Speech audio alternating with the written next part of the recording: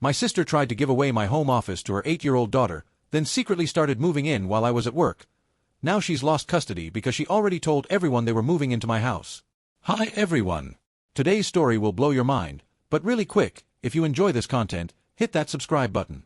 Channel's been a bit quiet lately, and your support keeps it all going. Let's jump in. Original post.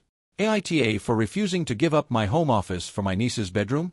I, 28M, need some perspective here because my family is making me feel like I'm being completely unreasonable. Background. I've been a freelance graphic designer and web developer for the past 5 years. 2 years ago, I bought my first home, a modest 3-bedroom house that I worked incredibly hard to afford. 1 bedroom is mine, 1 is my home office, essential for my work, and the 3rd is a guest room. My sister Patricia, 30F, has a daughter, Emily, 8F. They've been living in a 2-bedroom apartment since Patricia's divorce 3 years ago. Last month, Patricia started complaining that Emily needs her own proper room because she's growing up, and the apartment is too small. Here's where it gets complicated. Last week, Patricia came over with our mother Nancy, 56F, and Emily. While I was making coffee, I heard them in my office.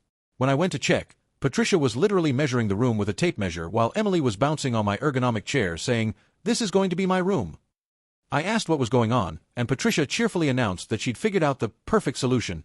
Emily could have my office as her bedroom whenever she stays over, which she wants to be every weekend and half the holidays. Her reasoning: children's needs come before adult hobbies. When I explained that this isn't a hobby but my actual job, my mother chimed in with, "Oh Michael, freelancing isn't a real job anyway. You just sit at a computer all day. You could do that anywhere in the house." I tried to stay calm and explained that 1. I have $15,000 worth of equipment in that room. 2. I need a quiet, dedicated space for client calls. 3.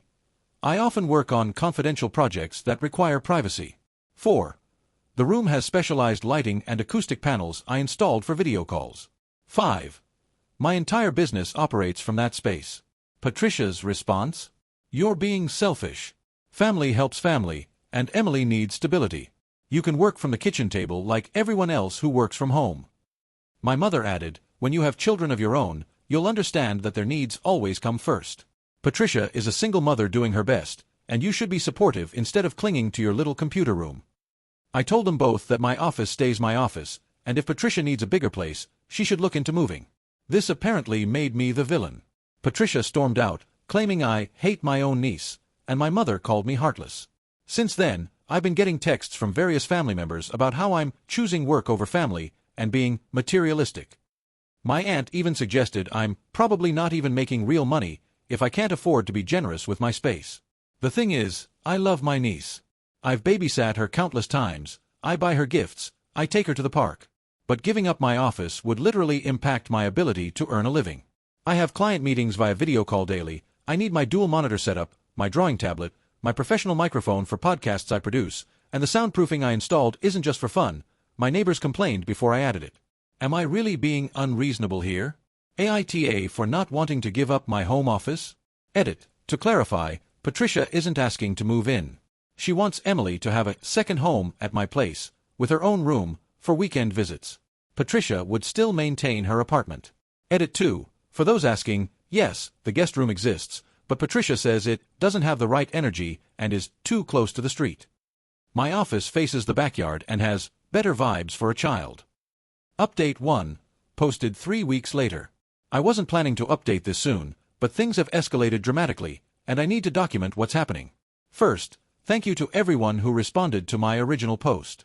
Your comments helped me realize I wasn't being unreasonable and gave me the confidence to stand firm.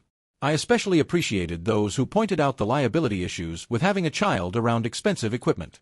So here's what happened. 2 days after my original post, I came home from a client meeting to find Patricia's car in my driveway. I'd given her a spare key years ago for emergencies, which I now realize was a mistake. I walked in to find Patricia and my mother in my office, actively moving my equipment. My second monitor was already unplugged and sitting on the floor. Patricia was attempting to dismantle my desk while my mother was putting my reference books into boxes. I immediately asked what they were doing, and Patricia, without even looking up, said, "We're just reorganizing to make room for Emily's bed. Don't worry, we're being careful with your little computer things." Little computer things. My $2,000 monitor was on the floor. My drawing tablet was balanced precariously on a pile of cables. I told them to stop immediately and get out of my office. Patricia actually had the audacity to say, "Michael, stop being dramatic. We're trying to help you see how much space you're wasting. Look, if we just move this desk to the corner, Emily's bed can fit perfectly by the window."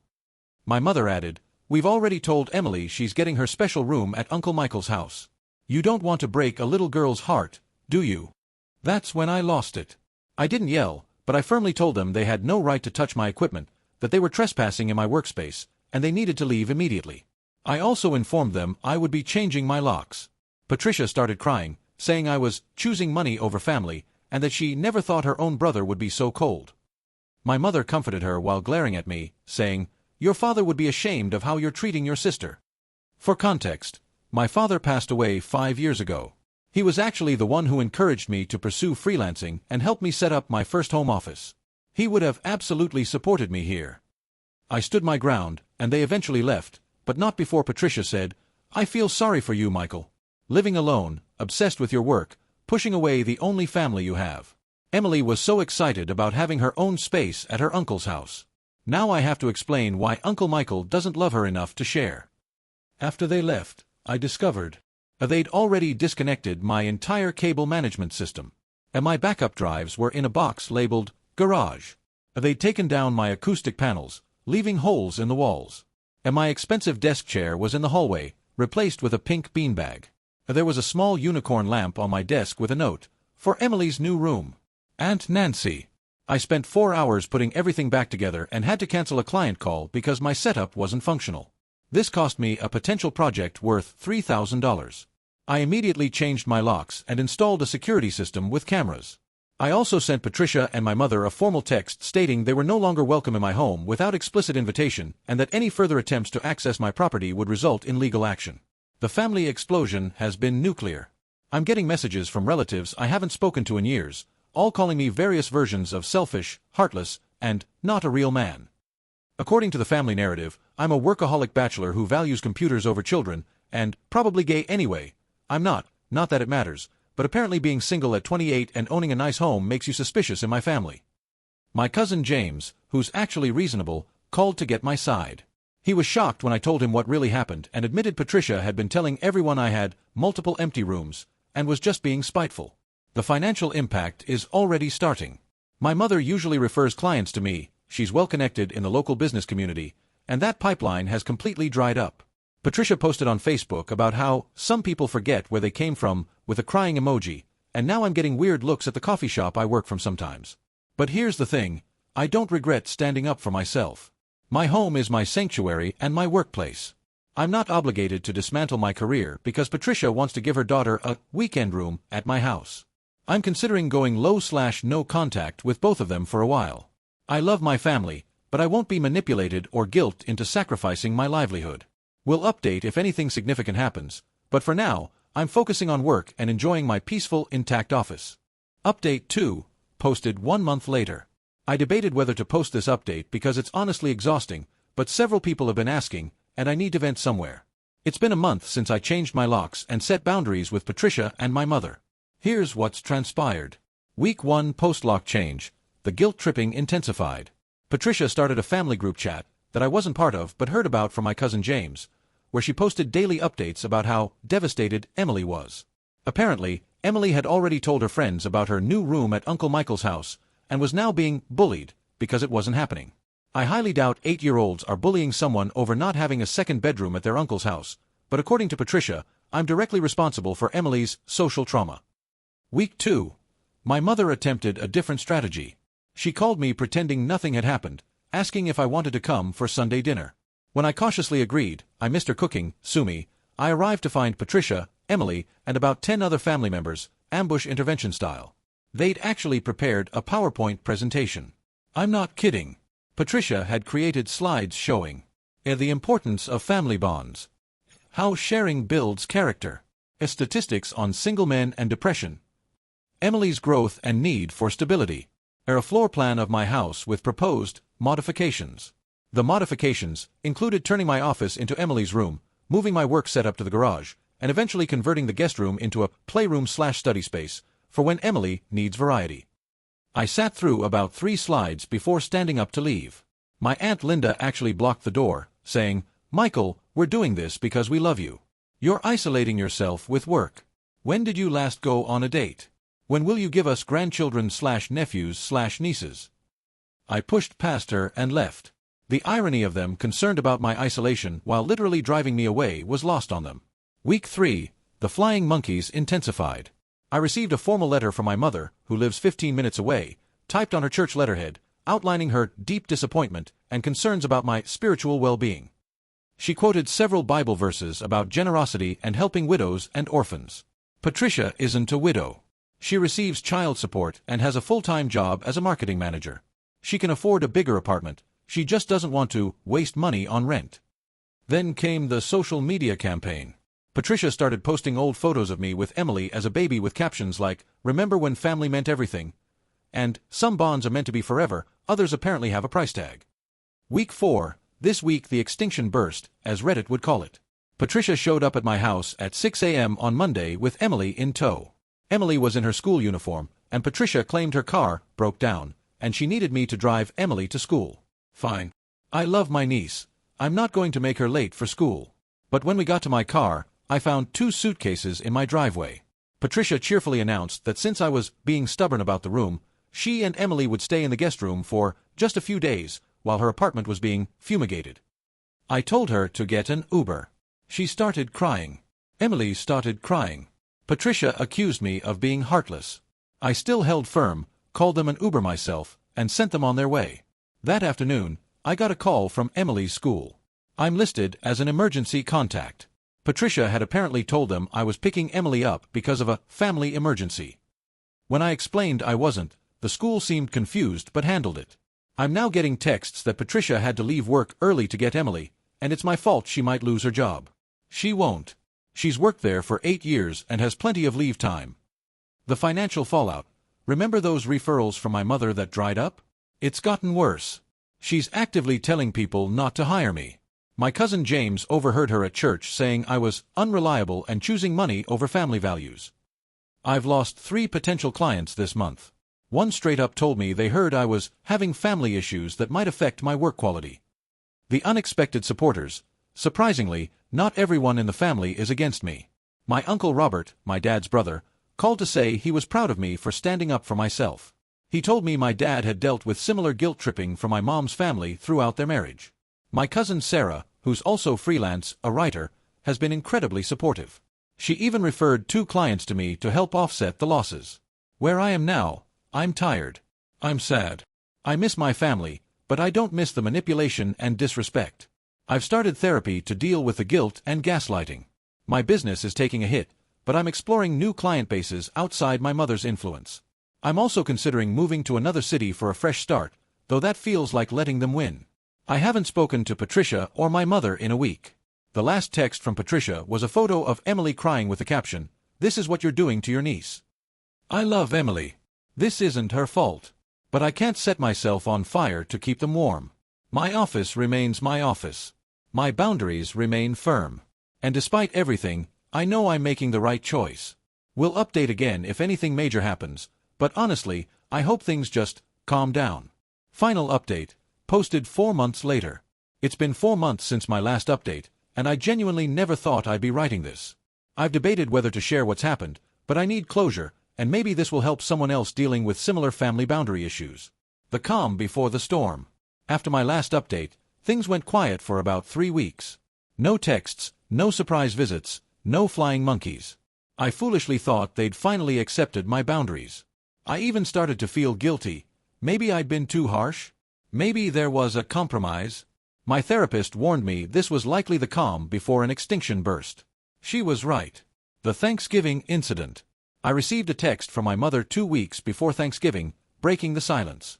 "Michael, I'm reaching out with love in my heart. Thanksgiving is about family. Whatever our differences, we should come together. Please join us. Patricia and Emily miss you. No pressure, no discussions about the room. Just family dinner." Against my better judgment and therapist's advice, I agreed. I missed my family. I especially missed Emily, who I genuinely loved despite everything. I arrived at my mother's house to find cars I didn't recognize. Red flag 1. I walked in to find not just family, but my mother's pastor, Patricia's therapist, and a family mediator they'd hired. But that wasn't the shock. The shock was Emily running up to me, hugging me, and saying, "Uncle Michael, Mommy says we're moving to your house after dinner. I'm so excited." The room went silent. Patricia had the decency to look slightly embarrassed. My mother jumped in with, "Now, Michael, before you say anything, let's all sit down and discuss this like adults." The mediator started with, "Michael, I understand you're feeling ambushed, but sometimes families need creative solutions.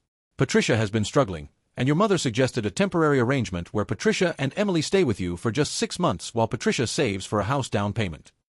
Not an apartment. A house. And not just Emily on weekends. Both of them, full-time, in my house." I stood up to leave. The pastor blocked my path and said, "Son, let's pray on this." I'm not religious, which he knows. I looked at Emily, who was watching with big, confused eyes, and said as calmly as I could, "Emily, I love you very much, but your mommy made a mistake. You're not moving to my house." Emily started crying. Patricia started screaming that I was traumatizing her child. My mother accused me of ruining Thanksgiving. I left. As I was driving away, I got a text from Patricia, "You've made your choice. Don't expect to see Emily again until you apologize and do the right thing." The nuclear option. I went home, poured myself a drink, and made a decision. I was done. I hired a lawyer the Monday after Thanksgiving. Not to sue anyone, but to send formal cease and desist letters to both Patricia and my mother regarding the defamation affecting my business, the continued harassment, the attempted manipulation of a minor, telling Emily false information. The letters were sent the first week of December. The explosion. The family explosion was instant and spectacular. My phone blew up with messages ranging from, "How could you involve lawyers against your own mother?" to, "You're dead to us." But here's where it gets interesting. Patricia's ex-husband, David, reached out. He'd been watching this drama unfold on social media, Patricia had been posting about it, and was concerned. We met for coffee, and he revealed. Patricia had been telling him for months that I'd agreed to let them move in. She'd been telling Emily the same thing since September. She'd already given notice on her apartment lease, assuming I'd cave. She'd told her landlord she was moving in with family. Her lease was up December 31st. It was December 10th. David was furious she'd been lying to Emily and dragging her into adult drama. He filed for emergency temporary custody, citing parental alienation and instability. The fallout. Patricia called me, hysterical, begging me to tell David it was all a misunderstanding. That she never really planned to move in without permission. That I'd offered and then changed my mind. I refused to lie. My mother called, for the first time acknowledging Patricia might have gotten carried away. But surely I wouldn't let Emily suffer? Couldn't I just let them stay for a few weeks, while Patricia found a new place? I said no. The resolution. It's now February. Here's where everyone stands. Patricia found a new apartment, smaller than her old one because December rentals are scarce and expensive. She has Emily weekends only while the custody situation is sorted. David has primary custody temporarily. He's not vindictive, he just wants stability for Emily. And my mother and I haven't spoken since Christmas, when she sent a card saying she was praying for my soul. Most of the extended family has sided with Patricia, though a few have quietly reached out to say they understand. Emily is in therapy to deal with the confusion and broken promises. As for me, my business has recovered. Losing my mother's referrals forced me to diversify my client base, and I'm actually making more money now. I'm in therapy, working through years of family guilt and manipulation I didn't even realize was there. I've started dating someone, though it's early days. I'm considering selling my house and moving, not because they won, but because I want a fresh start. The twist.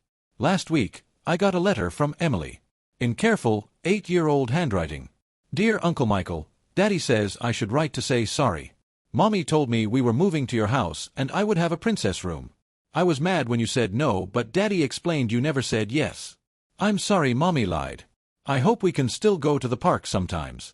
Love, Emily." I cried. I wrote back telling her I loved her and would always be her uncle, and yes, we could go to the park when she's ready. David has been facilitating supervised video calls between Emily and me. She seems happier, more settled. She likes her new therapist and her room at David's house. Final thoughts. Looking back, I see how this was never about a room. It was about control, boundaries, and my mother and sister's inability to see me as an autonomous adult. Would I do anything differently? Maybe communicate better earlier on. Set boundaries sooner. But give up my office? Never. To everyone who said I'd regret choosing work over family, I didn't choose work over family. I chose self-respect over manipulation. I chose boundaries over enmeshment. I chose my mental health over their dysfunction. My office remains my office. My home remains my sanctuary. And for the first time in my adult life, I'm free from the guilt that comes with saying no to unreasonable demands. Thank you to everyone who supported me through this journey.